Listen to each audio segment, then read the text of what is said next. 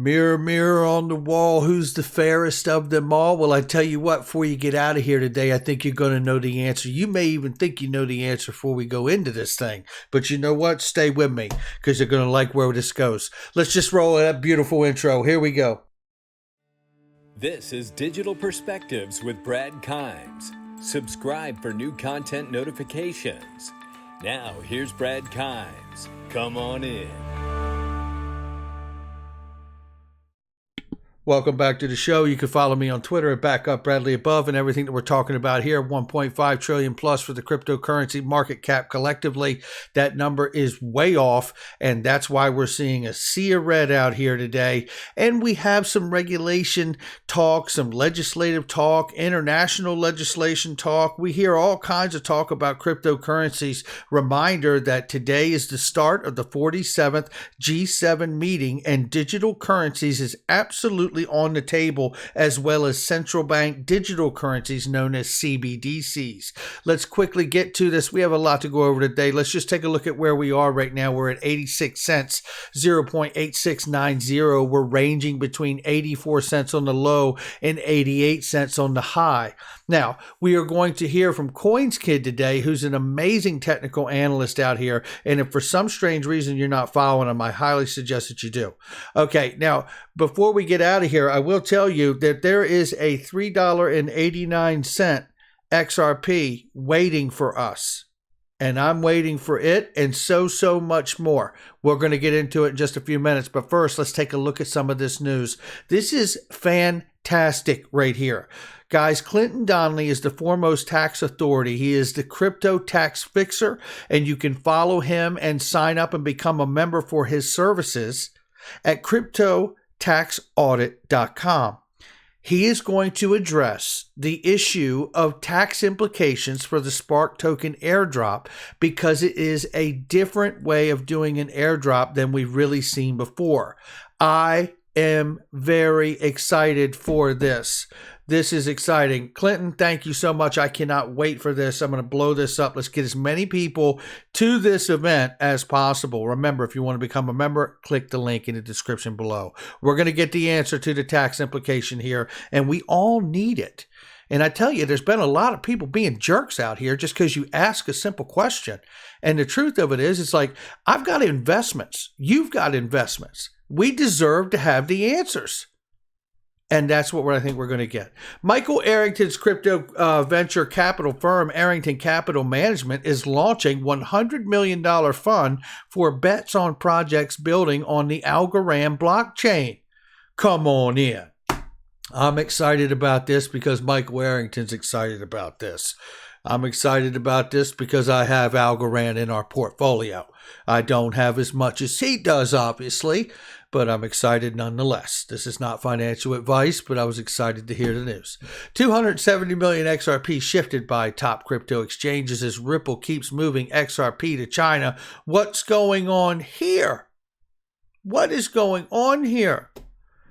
Well, that's not all. 140.5 million XRP shifted by Ripple and its ODL platform, while XRP sits at 86 cents.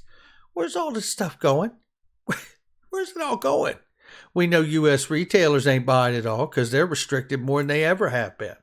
Also want to let you know right now, Stephen W. Huber says Sunshine Meeting Act is delayed again. Come on, stop that, he says. And I say the same thing. Can we just get the meeting? Looking like June 17th if they don't kick the can before June 17th. We'll keep you posted on that.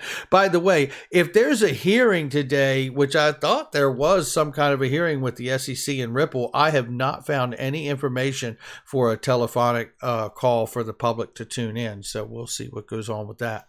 And if we find it, I will share it on Twitter. So, okay, so now Signia billionaire founder says they accuse Tesla CEO Elon Musk of manipulating the market for his own gain on Bitcoin. If that had happened to a listed company, Musk would be investigated and severely sanctioned by the SEC. Getting interesting, folks. China's crypto crackdown spreads to Qinghai and Xinjiang. In May, I guess Qinghai and Xinjiang were among 7 provinces level areas reprimanded. Excuse me, I can't even speak. It's reprimanded. Jesus, you know. Me no need no hooked on Pehonics.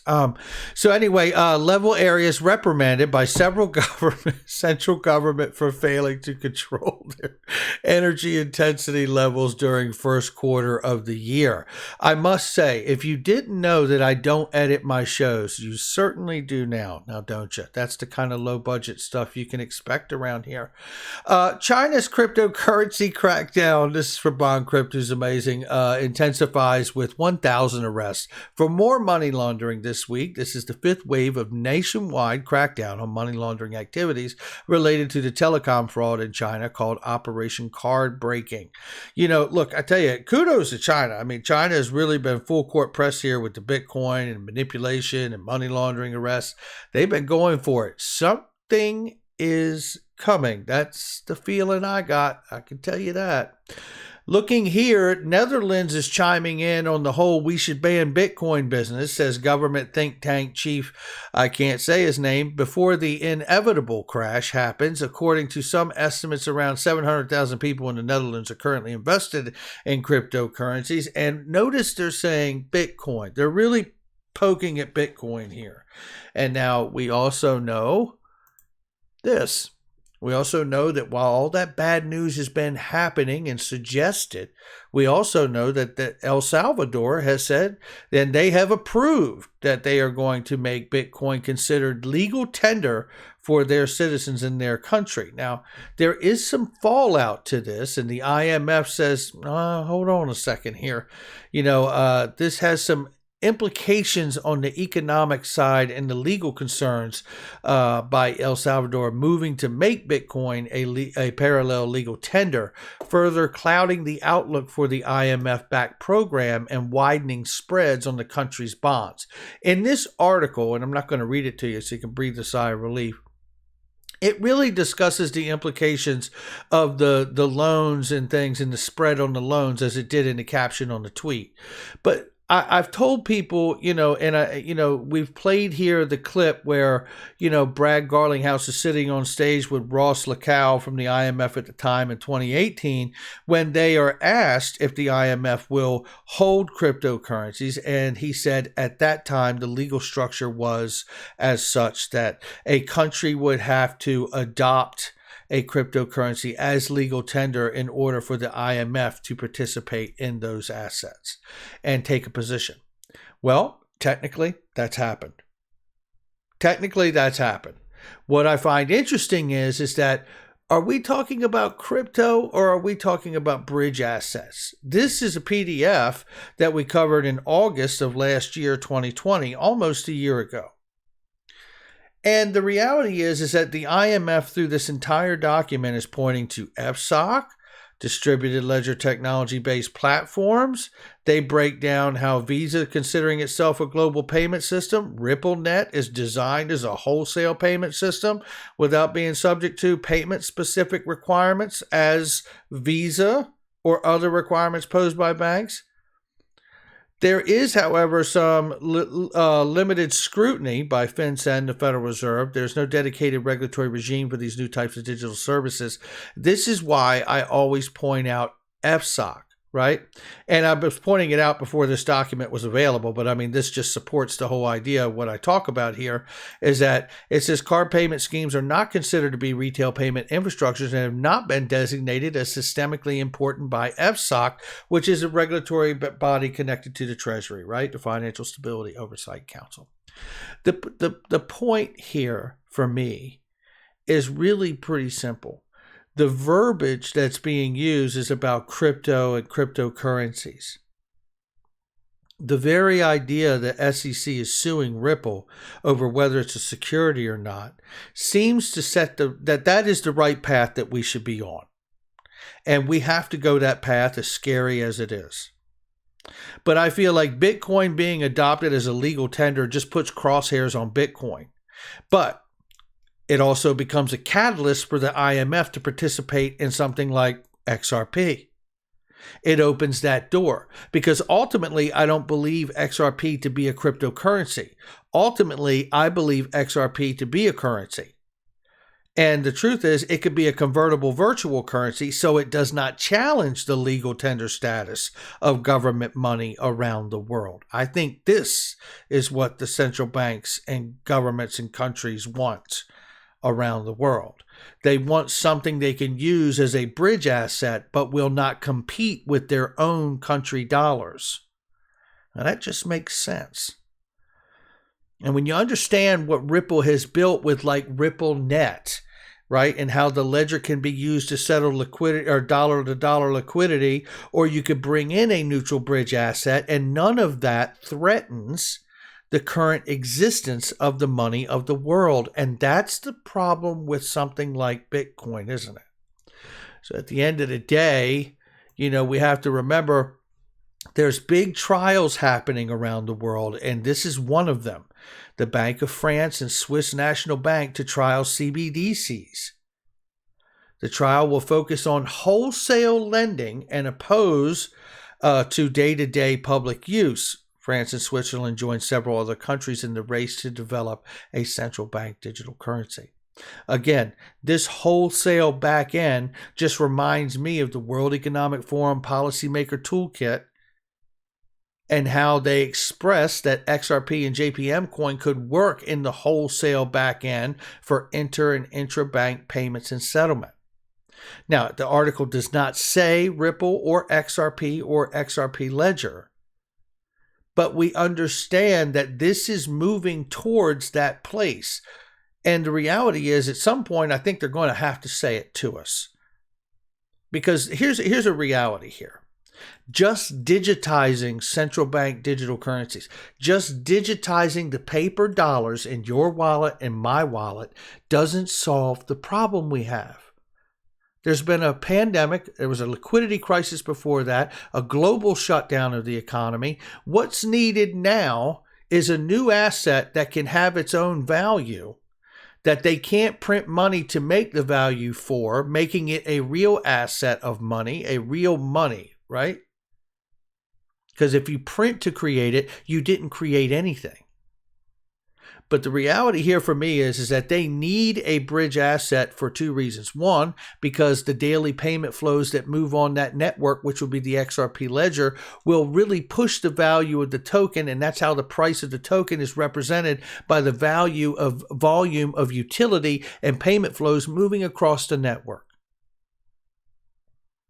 Once you establish that, then you come back to the idea of the CBDC to CBDC. It's just friction back and forth. You didn't solve anything. So where's the velocity of money to get the economy going again faster than you could before the problems ever began? And there again, it's moving everything to a digitized system and to a new financial system that's digitized and being able to get the flow going and the velocity of money to complement it. French and Swiss bank trial, we went through this, the wholesale lending market, got to keep an eye on it. But this is what we come down to, and BondCrypt says it best here. Just remember, when the news say banning cryptocurrency, we need to distinguish here very carefully. XRP, just like I said, is a bridging asset. It will bridge all the money. Don't let it confuse you into believing it's a cryptocurrency. Brad Garlinghouse has said this numerous times. XRP is a digital asset. That's exactly right. Now I'm going to take you right here to Coins Kid before we get out of here. And this is it right here. Shout out to Coins Kid. Follow him. He's amazing. So many others that we follow here on the channel. But he tells us here the XRP golden support. We're really in a prime place. I don't want to play this because I don't want to run through the whole thing. Go to his video and watch it. But the next impulse target here is right here. And it's $3.89, ladies and gentlemen. That's what we're looking for. And this price could roll over as low and into the 40-cent range if it doesn't continue up. Now, what he did say is that we are seeing higher lows, as you can see here, right? We're seeing higher lows. So if this is a move to the upside, we're well on our way. We're going to have to get past that 106 mark, somewhere around there. and really cross that line and get through that resistance. But if we do, somewhere out here, there's a $3.89 XRP waiting on us, and it's going to come from the next impulsive target or impulsive move. And I think that we're going to see that. But maybe it has to be a settlement to the lawsuit. Maybe there's some fundamental news that has to happen to really get this thing jumping, so we stop this sideways consolidation, falling over, climbing back up, kind of where we are right now. But I believe couple the technical analysis with some fundamental news breaking, we're going to see that new all-time high happen. And shout out to Coins Kid as well, and shout out to all of you. I appreciate each and every one of you, and I'm glad you're here. Make sure you hit that like and subscribe button. Check out all the links in the description box and the comment section. I Trust Capital, ladies and gentlemen, is the best gold, crypto, silver IRA on the planet, bar none. We're talking about tax-free, baby. You can get a Roth IRA in a crypto, and you don't have to worry about your taxes, right? Make sure you contact me today, and I'll catch all of you on the next one.